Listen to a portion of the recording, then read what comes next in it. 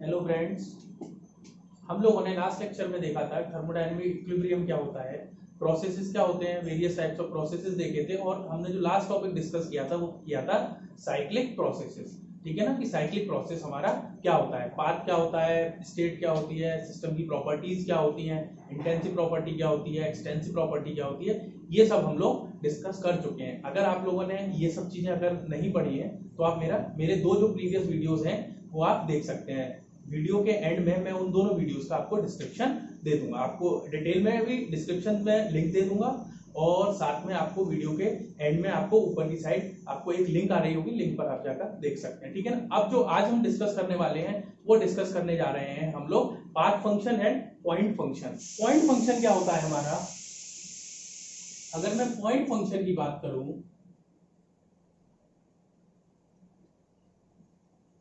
अगर मैं point function की बात करता हूं तो पॉइंट फंक्शन हमारे वो फंक्शंस होते हैं जिनको हम those properties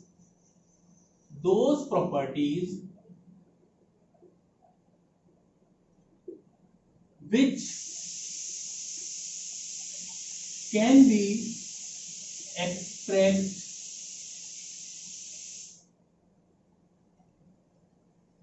be expressed as a point on graph. Those properties which can be expressed as a point on graph are known as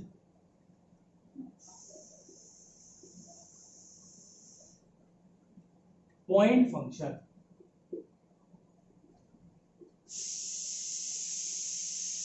ठीक है ना। अगर मैं बात करता हूं पाथ फंक्शन की,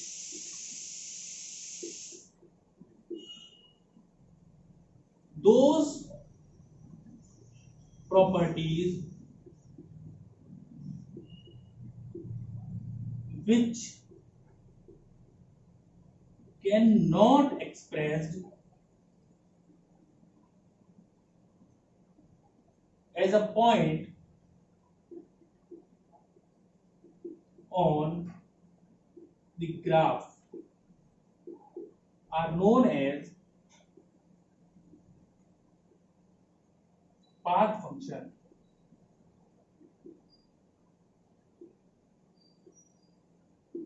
अगर इन प्रॉपर्टीज को अगर हम पॉइंट्स पर ग्राफ पर पॉइंट की फॉर्म में एक्सप्रेस नहीं कर सकते तो फिर कैसे एक्सप्रेस करेंगे? दे आर एक्सप्रेस्ड बाय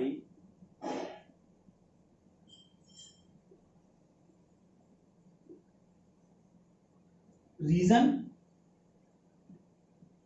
और area. They are expressed by region और एरिया। इन प्रॉपर्टीज को हम लोग एक पर्टिकुलर रीजन या फिर एरिया से डिनोट करते हैं, पॉइंट्स पर डिनोट नहीं कर सकते हैं। देखो, इसको समझने की कोशिश करते हैं, क्या चीज है ये, क्या बना है, इस चीज को समझने की कोशिश करते हैं। देखो, ये मेरा मान लो पीवी डायग्राम है। अगर मैं प्रेशर और वॉल्यूम की बात कर रहा हूं, तो मान लो मैं पॉइंट 1 की बात कर रहा हूं तो यहां पर प्रेशर है कुछ P1 और वॉल्यूम है इसका V1। कोई भी प्रोसेस हुआ और हमारा सिस्टम स्टेट 2 में गया, जहां पर प्रेशर था P2 और वॉल्यूम था आपका V2। ठीक है ना। तो सिस्टम के प्रेशर को और वॉल्यूम को मैं क्या एक ग्राफ पर एक पॉइंट पर रिप्रेजेंट कर सकता हूं, एक पॉइंट पर एक्सप्रेस कर सकता हूं। यहां पर आपका P1 V1 है, यहां पर आपका P2 V2 है। ठीक है ना। पर अगर मैं हीट की बात करूं कि सिस्टम की हीट को, सिस्टम के वर्क को, सिस्टम की एनर्जी को डिनोट कराऊं, तो मैं सिस्टम की एनर्जी को किसी भी पॉइंट पर डिनोट नहीं कर सकता।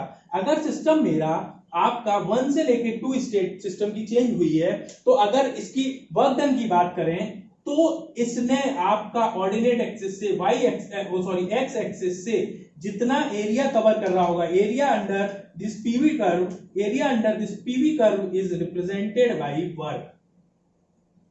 वर्क जो रिप्रेजेंट करेगा ये इसके अंदर क्या है, वर्क है। तो वर्क को मैं क्या कर रहा हूं, वर्क जो है वो पॉइंट से डिनोट नहीं हो रहा है, वर्क आपका पॉइंट्स पर डिनोट नहीं हो रहा है, वर्क आपका रीजन से डिनोट हो रहा है। तो अगर इसके एग्जाम्पल की बात करें, पॉइंट फंक्शन के एग्जाम्पल की बात करें, तो pressure, volume, temperature are the examples of point function. अगर मैं पाथ फंक्शन की बात करूं तो एनर्जी,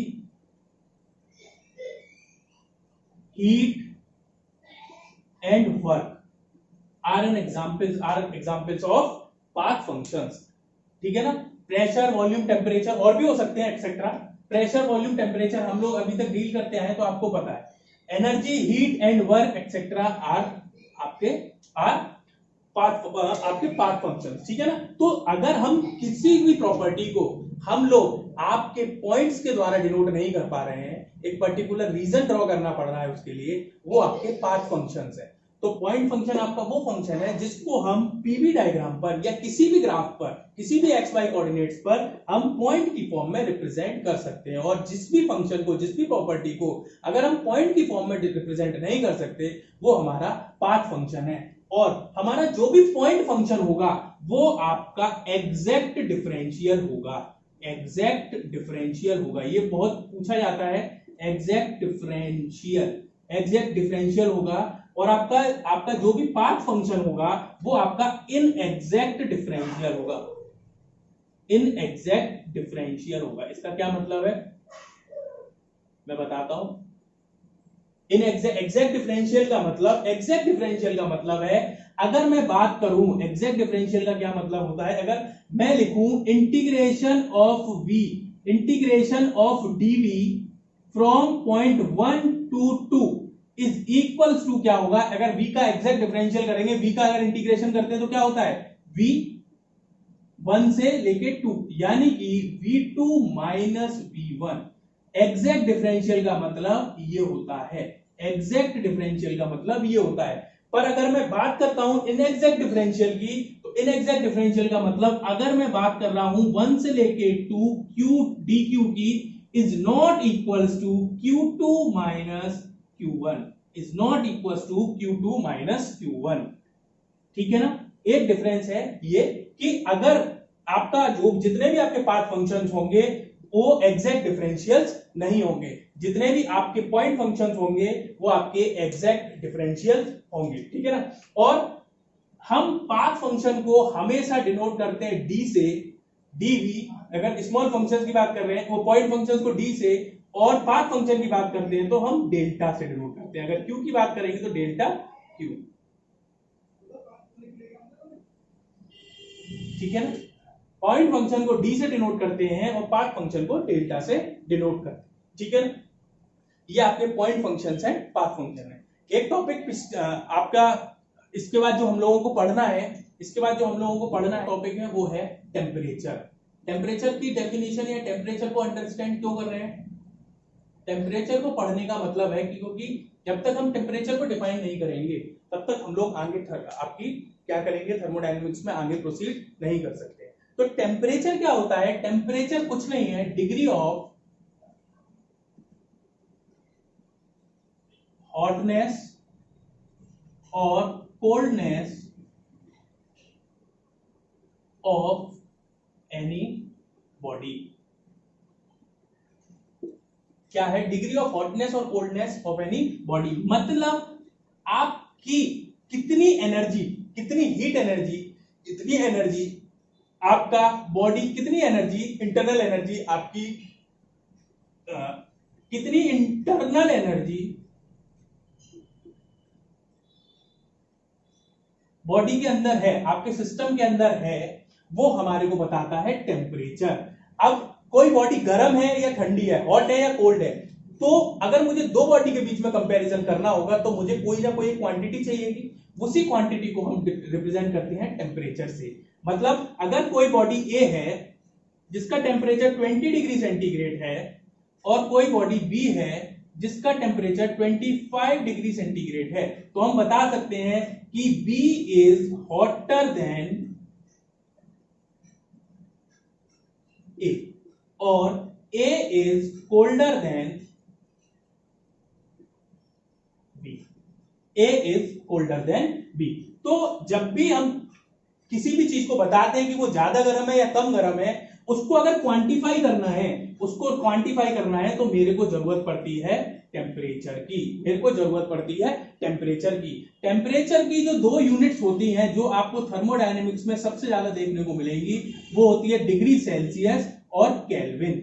और इसका कन्वर्जन भी आपको पता होना चाहिए। इसका कन्वर्जन होता है kelvin is equals two degree centigrade plus 273.15, 273.15। जैसे अगर मैं बात करता हूं 27 डिग्री सेंटीग्रेड की, को मुझे केल्विन में चेंज करना है, केल्विन के साथ कभी भी डिग्री नहीं लगती है, ठीक है ना, तो क्या होगा 27 plus 273.15 is equals to 300.15 kelvin.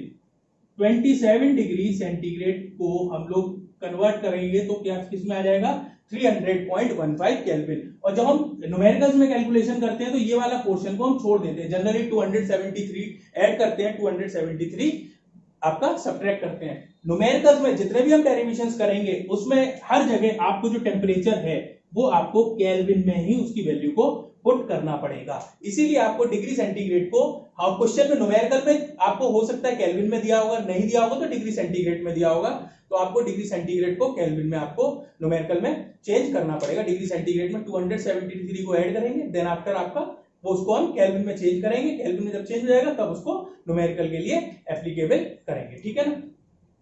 तो ये आपका टेम्परेचर है। अब टेम्परेचर जो था, टेम्परेचर जो डिफाइन हुआ था वो हुआ था आपका जीरोथ लॉ के बाद। जीरोथ लॉ के बाद आपका टेम्परेचर को डिफाइन किया गया था। तो देखते हैं zeroth law of thermodynamics, law of thermodynamics देखते हैं हम, जीरोथ लॉ ऑफ थर्मोडायनेमिक्स क्या कहता है।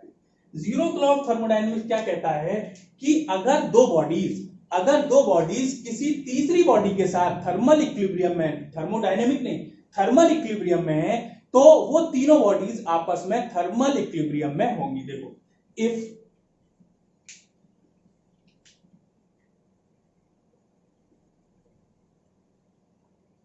two bodies are in thermal equilibrium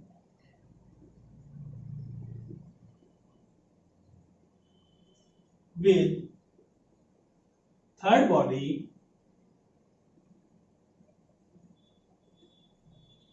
then these bodies are in thermal equilibrium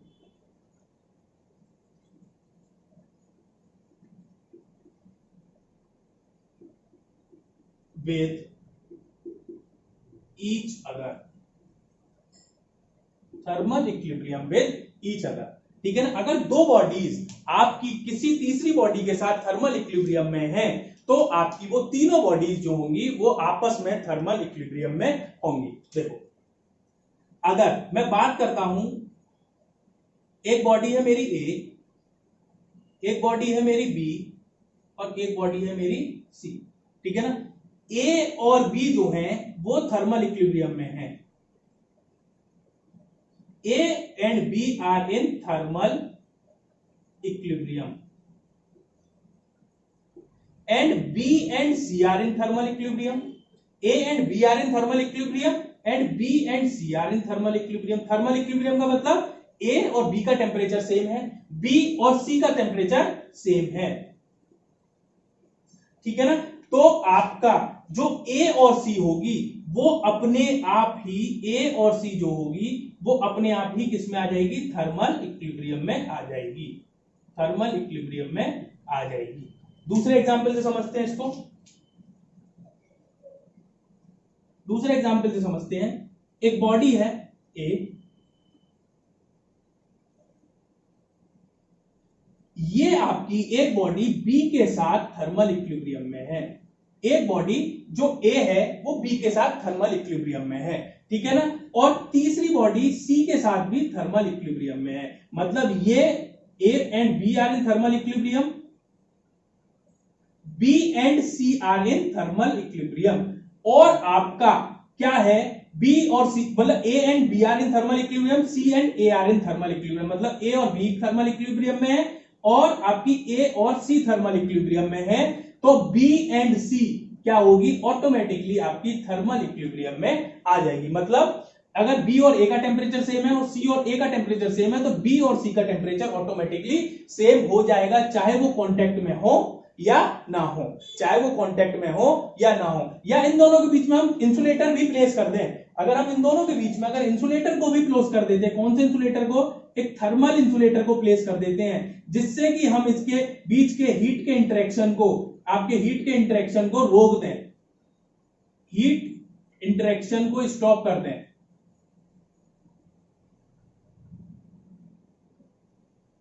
तो भी ये ऑटोमेटिकली बी और सी क्या हो जाएंगी, थर्मल इक्विलिब्रियम में आ जाएंगी। इन दोनों के बीच में डायरेक्ट हीट का कोई ट्रांसफर नहीं होगा, बाया ए होगा, पर फिर भी क्या होगी, ये आपकी दोनों क्या होंगी, बॉडी आपकी थर्मल इक्विलिब्रियम में आ जाएगी। अब थर्मल इक्विलिब्रियम में आती कैसे हैं, हम किसी बॉडी को थर्मल इक्विलिब्रियम में, दो बॉडीज को थर्मल इक्विलिब्रियम में कब कहते हैं, हम दो बॉडीज को थर्मल इक्विलिब्रियम में तभी कह सकते हैं जब उन दो बॉडीज का टेम्परेचर सेम हो, उन दो बॉडीज का टेम्परेचर सेम हो। तो और जब तक टेम्परेचर सेम नहीं होगा तब तक हीट फ्लो होता रहेगा। अगर ए और बी आपकी थर्मल इक्विलिब्रियम में है, तो आपकी temperature of A is equal to temperature of B है, और ए और सी आपकी थर्मल इक्विलिब्रियम है, तो temperature of A temperature of C के बराबर है। तो ऑटोमेटिकली आपको पता चल रहा है कि टेम्परेचर बी का और टेम्परेचर सी का क्या हो जाएगा, बराबर हो जाएगा। This is known as zeroth law of thermodynamics, zeroth law of thermodynamics, ठीक है। और यहीं से आपका एक्चुअल में था क्या, हमारे पास चार लॉ है थर्मोडायनेमिक्स के, zeroth law, first law, second law and third law of thermodynamics, ठीक है ना। आपका हुआ क्या था, सबसे पहले फर्स्ट लॉ डिफाइन हुआ था। फर्स्ट लॉ हीट और वर्क के इंटरेक्शन को डिफाइन करता है कि हीट किस तरह से वर्क में कन्वर्ट होती है और वर्क किस तरह से हीट में कन्वर्ट होता है, वो हम लोगों को डिटेल में पढ़ना है। पर जीरोथ लॉ को जब हम डिफाइन किया तो हमें एक टर्म की बार बार जरूरत पड़ रही थी, वो था टेम्परेचर, और उस टेम्परेचर को डिफाइन करने के लिए हमें किसी एक लॉ की जरूरत थी, तो वो ये लॉ था जीरोथ लॉ। तो सबसे पहले फर्स्ट लॉ ऑफ थर्मोडायनेमिक्स बना था, उसके बाद क्योंकि ये लॉ डिस्कवर हुआ था, इसको लॉ को डिफाइन किया गया था, इसीलिए इसका नाम रखा गया zeroth law of thermodynamics. Zeroth law of thermodynamics के अकॉर्डिंग आपका टेम्परेचर, जो आपकी सिस्टम की प्रॉपर्टी है, उसको हम डिफाइन करते हैं, ठीक है ना। तो ये आपका हो गया जीरोथ लॉ ऑफ थर्मोडायनेमिक्स। अब हम थर्मोडायनेमिक्स में एंट्री करने जा रहे हैं और अब हम लोग पढ़ेंगे हीट एंड वर्क, एनर्जी। हम जो थर्मोडायनेमिक्स में पढ़ना है, हमारे पास सिस्टम में बहुत सारी एनर्जी होती है, हमारे सिस्टम के अंदर, हमारी आपके यूनिवर्स के अंदर, आपकी सराउंडिंग, सिस्टम प्लस सराउंडिंग को अगर यूनिवर्स बोल रहे हैं हम लोग, तो यूनिवर्स के अंदर एन नंबर ऑफ एनर्जीज होती हैं, आपने भी पढ़ी होगी, mechanical energy, thermal energy, kinetic energy, potential energy, heat energy, आपकी एंथैल्पी, एंट्रोपी, ये सब बहुत तरह की एनर्जी होती है, ठीक है ना। पर हम लोगों को जो पढ़ना है, वो हम लोगों को जो इंटरेक्शन पढ़ना होता है, वो हीट और वर्क का इंटरेक्शन पढ़ना होता है थर्मोडायनेमिक्स में। तो अब हम लोग एनर्जी को पढ़ते हैं, एनर्जी, और एनर्जी में भी हीट एंड वर्क को, ठीक है ना। बात करते हैं आपकी एनर्जी की। जो एनर्जी होती है, एनर्जी क्या होती है, एबिलिटी टू डू वर्क, किसी कार्य को करने की क्षमता को हम लोग एनर्जी कहते हैं। एनर्जी क्या होती है, ability to do work. Energy जो है बेसिकली किसी भी सिस्टम में दो तरह की एनर्जी हो सकती है। एक हो सकती है आपकी स्टोर्ड एनर्जी, स्टोर्ड एनर्जी, और एक हो सकती है आपकी ट्रांजिशन एनर्जी।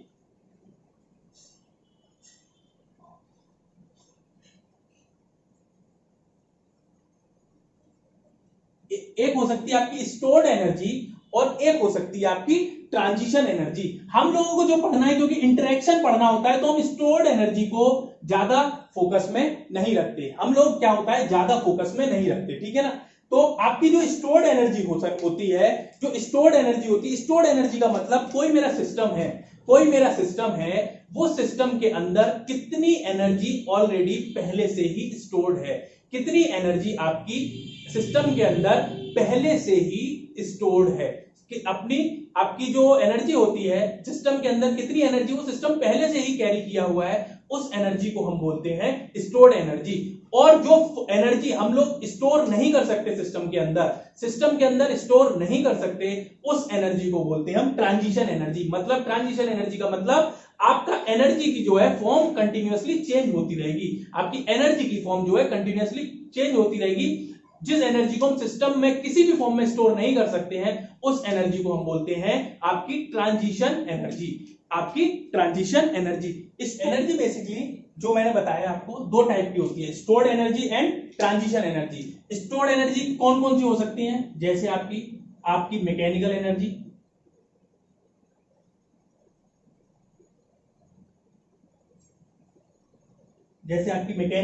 मैकेनिकल एनर्जी में स्पेशली हम बात करते हैं, मैकेनिकल की बात करते हैं तो आपकी पोटेंशियल और दूसरी आपकी काइनेटिक एनर्जी, ठीक है ना। और कौन सी एनर्जी हो सकती है आपकी? पोटेंशियल एनर्जी हो सकती है, काइनेटिक एनर्जी हो सकती है, आपकी इलेक्ट्रिकल एनर्जी स्टोर हो सकती है, बैटरी में हम इलेक्ट्रिकल एनर्जी स्टोर करके रखते हैं। थर्ड हो सकती है आपकी इंटरनल एनर्जी,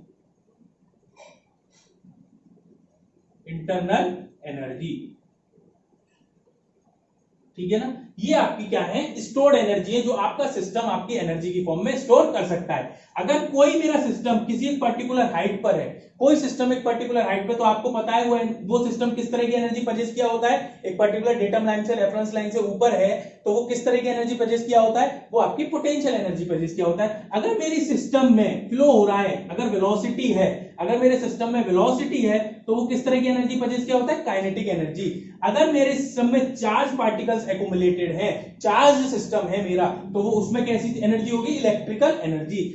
इंटरनल एनर्जी क्या होता है? इन सारी एनर्जी के अलावा जो सिस्टम के अंदर एनर्जी होती है वो आपकी इंटरनल एनर्जी होती है। इंटरनल एनर्जी होती है सिस्टम के अंदर अपने मॉलिक्यूल्स के मोमेंटम की वजह से, मॉलिक्यूल्स के मोमेंटम ट्रांसफर की वजह से जो एनर्जी होती है वो आपकी इंटरनल एनर्जी होती है। कि सिस्टम जो भी हमारा उसका प्रेशर वॉल्यूम क्या, अगर आपकी थर्मोडायनेमिक्स से बात करें तो प्रेशर वॉल्यूम और उसकी सेल्फ एनर्जी जितनी कैरी किया हुआ है सिस्टम एक पर्टिकुलर टेम्परेचर पर, तो वो एनर्जी जो होती है आपकी इंटरनल एनर्जी होती है। इंटरनल एनर्जी जो है हम आगे देखेंगे, ये डिपेंड करती है टेम्परेचर पर। It is only the function of temperature. Internal energy आपका टेम्परेचर का फंक्शन होती है। इंटरनल एनर्जी जो है, जैसे जैसे टेम्परेचर बढ़ेगा सिस्टम की इंटरनल एनर्जी बढ़ती चले जाती है, जैसे जैसे सिस्टम का टेम्परेचर कम होगा आपकी इंटरनल एनर्जी कम हो जाती है। तो ये जो सारी एनर्जीज हैं ये आपकी सिस्टम के अंदर स्टोर्ड एनर्जी होती है। अगर मैं ट्रांजिशन एनर्जी की बात करूं तो मेरे को जो पढ़ना है, जो दो तरह की एनर्जी होती है जो हम सिस्टम के अंदर स्टोर नहीं कर सकते, वो है heat and work. Heat and work, इन दो एनर्जीज को हम लोग ट्रांजिशन एनर्जीज कहते हैं। इन दो एनर्जीज को हम लोग ट्रांजिशन एनर्जीज कहते हैं, ठीक है ना। इन दो एनर्जीज को हम लोग ट्रांजिशन एनर्जी कहते हैं और इन्हीं को हमें डिटेल में पढ़ना है और हीट एंड वर्क का इंटरेक्शन पढ़ना है। हीट कैसे हम वर्क में कन्वर्ट कर सकते हैं और वर्क को हम हीट में किस तरह से इंटरचेंज कर सकते हैं, यही हमारी पूरी थर्मोडायनेमिक्स में हमें आगे एनालिसिस करनी है। How heat can be converted into work and how work can be converted into heat. और यही इंटर कन्वर्जन हमने थर्मोडायनेमिक्स की डेफिनेशन में पढ़ा था। Inter conversion of heat into work and work into heat is known as thermodynamics. इसीलिए हम लोग इस एनर्जी को कहते हैं ट्रांजिशन एनर्जी। अच्छा, अगर हम इस पार्ट पर आए, अगर मैं इस पार्ट पर आऊं तो अगर हमारा जो सिस्टम है वो फ्लो कंडीशन पर है, फ्लोइंग कंडीशन पर है, तो सिस्टम के अंदर फ्लोइंग मतलब मूविंग कंडीशन पर है, तो सिस्टम के अंदर जो ये एनर्जी है पोटेंशियल और काइनेटिक एनर्जी होती है, ये जो एनर्जी ज्यादातर जो सिस्टम कैरी किए होते हैं वो होते हैं फ्लो प्रोसेसेस। ये वो होते हैं आपके फ्लो प्रोसेसेस, जिसमें फ्लो प्रोसेसेस का मतलब मास का एक्सचेंज हो रहा है। फ्लो प्रोसेसेस जिसमें मास का भी एक्सचेंज हो रहा है, कंटिन्यूअसली मास का एक्सचेंज हो रहा है। हो सकता है वो क्लोज सिस्टम हो, जितना मास एंटर कर रहा हो पर यूनिट टाइम उतना ही मास दूसरी तरफ से आपका पर यूनिट टाइम चेंज हो रहा हो। स्टोर्ड एनर्जी है पर आपका फ्लो प्रोसेस है। इलेक्ट्रिकल एनर्जी और इंटरनल एनर्जी जो सिस्टम्स में होती हैं वो आपके नॉन फ्लो प्रोसेसेस में होती हैं। नॉन फ्लो प्रोसेसेस में आपकी जो एनर्जी होती है वो आपकी इंटरनल एनर्जी और इलेक्ट्रिकल एनर्जी आपकी नॉन फ्लो प्रोसेसेस में स्टोर होती है, ठीक है ना। अब हम लोगों को ये पोर्शन तो नहीं पढ़ना क्योंकि ये पोर्शन जो होता है वो मैकेनिक्स का होता है, सॉलिड मैकेनिक्स वाला पोर्शन होता है, तो ये पोर्शन तो हमें कवर नहीं करना। हम लोगों को डिटेल में पढ़ना है हीट एंड वर्क। तो अब हम सबसे पहले हीट और वर्क का कंपैरिजन देखते हैं। हीट एंड वर्क पढ़ते हैं और हीट एंड वर्क के बाद रिवर्सिबल वर्क का एक डेरिवेशन करते हैं, ठीक है। हीट और जो वर्क है, जो हीट एंड वर्क है जो हमारे, वो दोनों ही फॉर्म ऑफ एनर्जी हैं, एनर्जी की ही फॉर्म है, ठीक है ना। एनर्जी की ही फॉर्म है जो सिस्टम, जो आपकी किस फॉर्म में होती है एनर्जी, ट्रांजिशन फॉर्म में होती है, जो मैंने अभी आपको थोड़ी देर पहले एक्सप्लेन किया है, ट्रांजिशन फॉर्म में होती है। जो आपकी एनर्जी है, अगर एनर्जी है तो उसकी यूनिट क्या होती है आपकी, जूल, उससे बड़ी यूनिट किलो जूल, और उससे बड़ी यूनिट मेगा जूल। ये तीनों आपको यूनिट्स जो है, किलो जूल, जूल और मेगा जूल, ये आपको थर्मोडायनेमिक्स में जगह जगह पर यूज करनी है। आपको पता होना चाहिए कि 1 kilo joule is equals to 10 to the power 3 joule and 1 mega joule is equals to 10 to the power 6 joule and 1 mega joule is equals to 10 to the power 3 kilo joule. ये आपके unit conversion है, ये आपको unit conversion पता होने चाहिए, ये आपको यूनिट कन्वर्जन पता होने चाहिए। अब बात करते हैं हम, ये जो वर्क एंड हीट है ये एनर्जी की फॉर्म में, फिर ये दो अलग अलग तरह की एनर्जी है, तो ये किस तरह से अलग हैं, क्या क्या इनमें डिफरेंस है। देखो, मैं लाइन अगर खींच के कंपैरिजन करूं, अगर यहां लिखूं मैं हीट और यहां लिखूं वर्क, यहां लिखूं मैं हीट और यहां लिखूं मैं वर्क, तो देखो दोनों ही एनर्जी की फॉर्म है, पर हीट जो है वो हीट क्या है, इजीली अवेलेबल है। हीट जो है वो इजीली अवेलेबल एनर्जी है,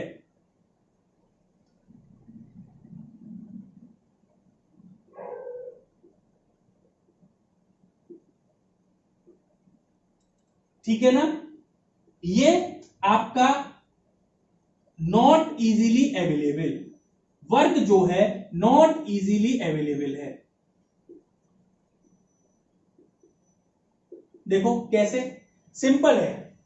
आपको अगर हीट एनर्जी जनरेट करनी है तो किसी भी सिस्टम में, किसी भी प्रोडक्ट में, किसी भी ऑब्जेक्ट में आपकी केमिकल एनर्जी स्टोर्ड है, केमिकल एनर्जी को आप क्या करो, कंबशन करा दो, आपको हीट एनर्जी मिल जाएगी। बस पर आपको उस हीट एनर्जी को वर्क में कन्वर्ट करना है, क्योंकि हीट एनर्जी मेरे लिए डायरेक्ट यूजफुल नहीं है।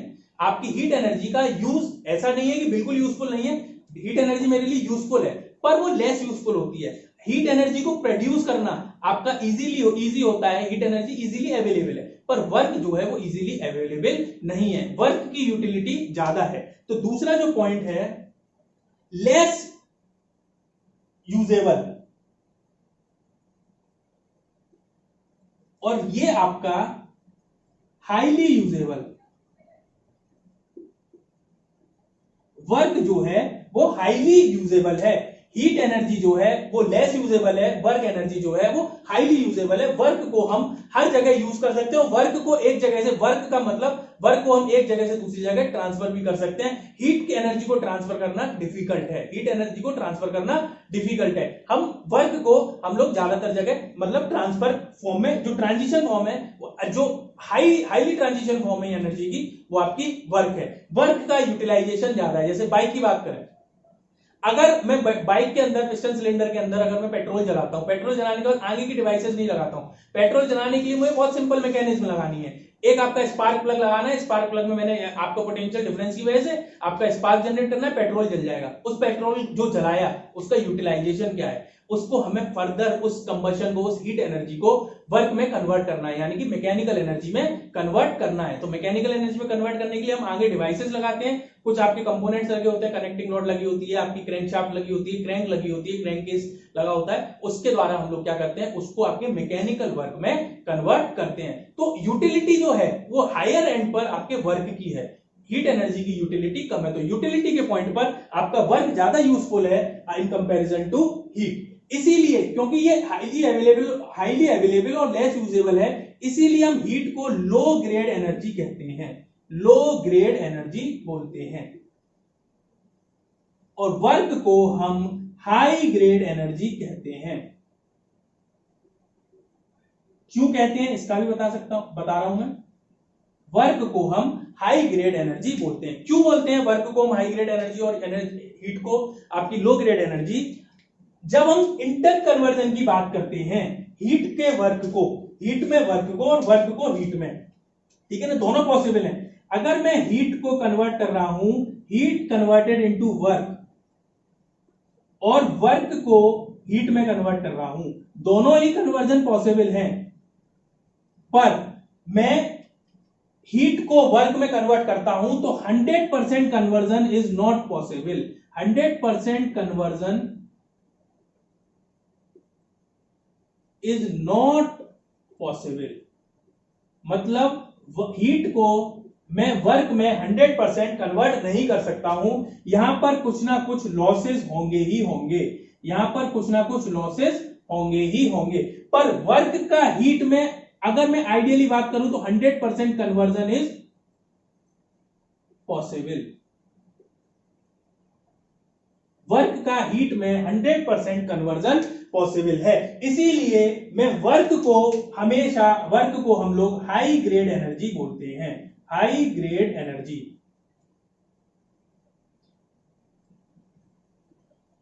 और आपके हीट को हम लोग बोलते हैं low grade energy.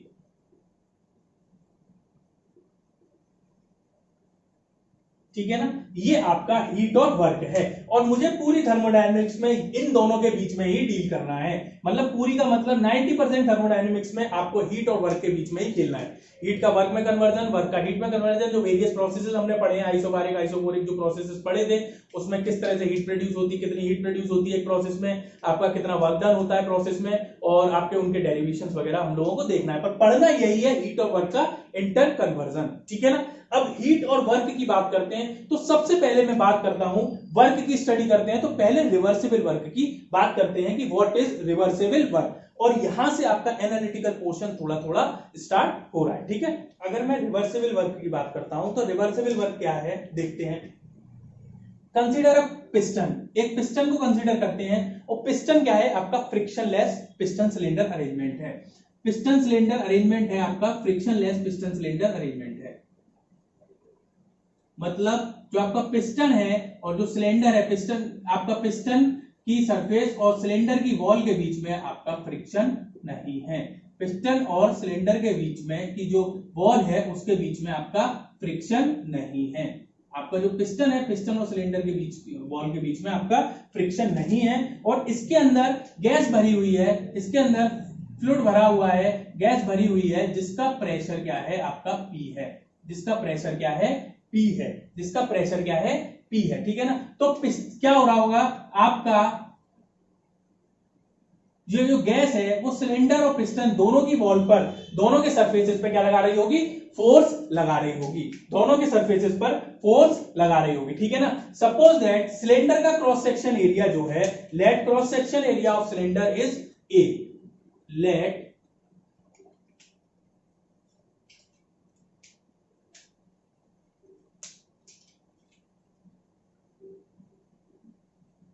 Cross section area of cylinder is A, जो एरिया है क्रॉस सेक्शनल एरिया क्या है वो A है, fluid pressure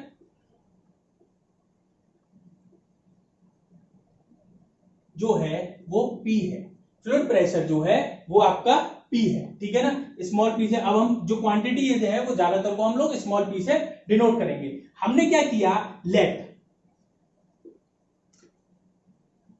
increase in pressure dp, बहुत स्मॉल प्रेशर को मैंने क्या किया, फ्लूइड के प्रेशर को इंक्रीज किया, तो प्रेशर कितना हो गया, प्रेशर कितना हो गया आपका P plus dp, P plus dp, P plus dp हो गया नहीं हो गया, प्रेशर हो गया आपका P प्लस dp। इस प्रेशर को, इस dp प्रेशर को इंक्रीज करने की वजह से, dp प्रेशर जो मैंने इंक्रीज किया है, इसको इंक्रीज करने की वजह से क्या हुआ, क्योंकि ये सरफेस फ्रिक्शनलेस है, फ्रिक्शनलेस है तो आपका पिस्टन जो है, मान लो आपका dl लेंथ कवर कर गया, dl लेंथ कवर कर गया, और पिस्टन जो है उसकी पोजीशन ये हो गई, ये पिस्टन की पोजीशन 1 थी, ये पिस्टन की पोजीशन 2 हो गई, और जो पिस्टन जो है वो आपका लेंथ जो कवर किया वो कवर किया dl, लेंथ जो कवर किया वो कवर किया आपका डीएल, डीएल लेंथ कवर किया, ठीक है ना, डीएल लेंथ आपकी पिस्टन ने कवर कर ली, ठीक है ना। तो फोर्स exerted by fluid या गैस ऑन पिस्टन कितना हो जाएगा? फोर्स क्या होता है? फोर्स होता है, आपको पता है, force equals to pressure into area. Force जो होता है प्रेशर इनटू एरिया, होता है नहीं होता है? फोर्स जो होता है वो होता है प्रेशर इनटू एरिया। प्रेशर कितना है आपका? P। डीपी क्यों नहीं लिख रहे? वेरी वेरी स्मॉल चेंज, क्योंकि फ्रिक्शन लेस है, फ्रिक्शन लेस चेंज है, तो इसीलिए डीपी जो है वो वेरी वेरी लेस है। मतलब DP is very very smaller than P, तो मैंने लिख लिया P इंटू ए, फोर्स F, ठीक है ना। आपको पता है मैकेनिक्स में आपने पढ़ा है work done,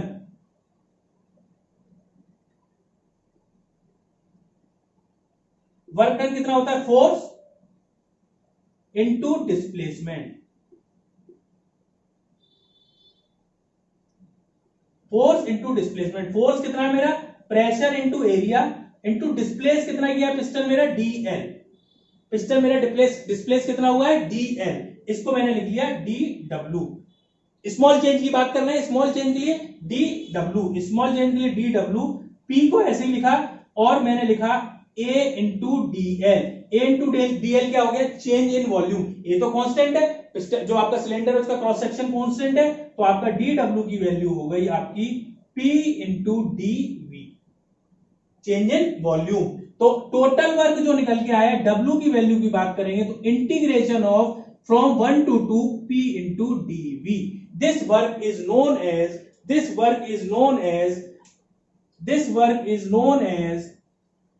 reversible work. This work is known as reversible work. अब इस वर्क को अगर मैं पीवी डायग्राम में रिप्रेजेंट कर रहा हूं, तो पीवी डायग्राम में क्या रिप्रेजेंटेशन है? देखो पीवी, कोई स्टैंडर्ड प्रोसेस हो या नहीं हो, मान लो पिस्टन की पोजीशन ये थी 1, प्रेशर ज्यादा था, प्रेशर क्या हुआ? पिस्टन क्या हुआ आपका? स्टेट 1 से स्टेट 2 में आया, स्टेट 1 से स्टेट 2 में आया, पिस्टन मेरा स्टेट 1 से स्टेट 2 में आया, ठीक है ना। स्टेट 1 से अगर स्टेट 2 में आया तो मेरा स्मॉल वर्क डन कितना होगा? मान लो मैं इसमें से इस प्रोसेस में छोटा सा एलिमेंट कंसीडर करके चलता हूं, ये तो इस वाले एलिमेंट में जब ये स्टेट चेंज हो रही थी तो मेरा जो चेंज इन वॉल्यूम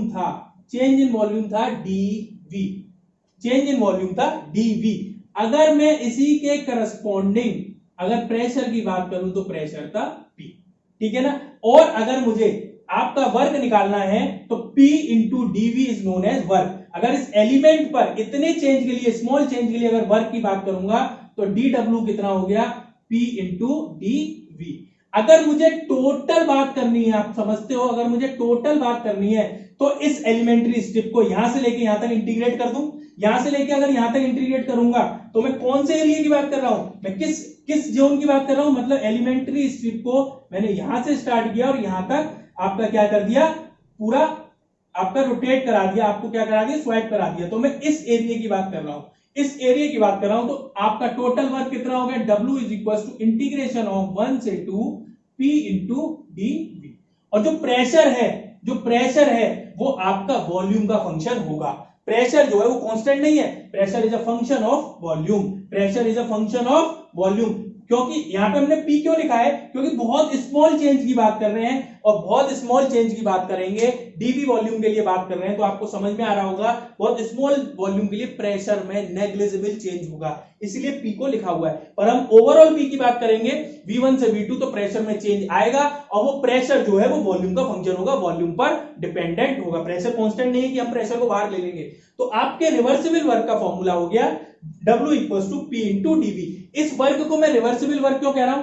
सबसे पहली बात क्योंकि ये प्रोसेस बहुत स्लो है, very very very slow process. ये जो प्रोसेस है वो वेरी स्लो है। दूसरा, हमने पहले ही बताया था कि सिलेंडर और पिस्टन के बीच में बिल्कुल भी फ्रिक्शन नहीं है, मतलब ये आपका फ्रिक्शन लेस प्रोसेस है, आपकी कोई भी एनर्जी लॉस नहीं हो रही। और पिस्टन जिस पाथ को फॉलो करते हुए स्टेट 1 से स्टेट 2 में आएगा, अगर मैं स्टेट 2 से स्टेट 1 में ले जाऊं तो वो सेम पाथ को ही फॉलो करता हुआ स्टेट 1 में पहुंचेगा। मतलब आपके प्रोसेस की वजह से सिस्टम और सराउंडिंग के बीच में कोई भी आपका मतलब ट्रेस नहीं रहेगा कि कोई भी आपका थर्मोडायनेमिक प्रोसेस हुआ है। इसीलिए इसको हम बोल रहे हैं रिवर्सिबल प्रोसेस, और work done in reversible process is known as reversible work. अब आगे हम लोगों को, पहले तो रिवर्सिबल वर्क के कुछ न्यूमेरिकल करेंगे, नेक्स्ट लेक्चर में हम लोगों को रिवर्सिबल वर्क के कुछ न्यूमेरिकल करने हैं। देन आफ्टर हम लोग इसी फॉर्मूले को यूज करके, इस रिवर्सिबल वर्क के फॉर्मूले को यूज करके और फर्स्ट लॉ ऑफ थर्मोडायनेमिक्स को यूटिलाइज करके हम लोग क्या करेंगे, work done in various processes निकालेंगे। जो वेरियस प्रोसेसेस हैं उसमें आपका वर्क डन कैसे कैलकुलेट करते हैं, उन वर्क डन को निकालेंगे कि आइसोथर्मल में वर्क डन क्या होगा, आइसोबारिक में वर्क डन क्या होगा, आपका आइसोकोरिक में वर्क डन क्या होगा, आपका एडियाबैटिक प्रोसेस में वर्क डन क्या होगा, उस वर्क डन को हम लोग कैलकुलेट करेंगे। ठीक है ना, तो आज के लिए इतना ही। ठीक है, और इस वीडियो को, अगर ये वीडियो आपको अच्छी लगी हो तो इस वीडियो को लाइक शेयर जरूर करें, और चैनल जिन भी लोगों ने चैनल सब्सक्राइब नहीं किया है इस चैनल को सब्सक्राइब करें। ठीक है, थैंक यू वेरी मच।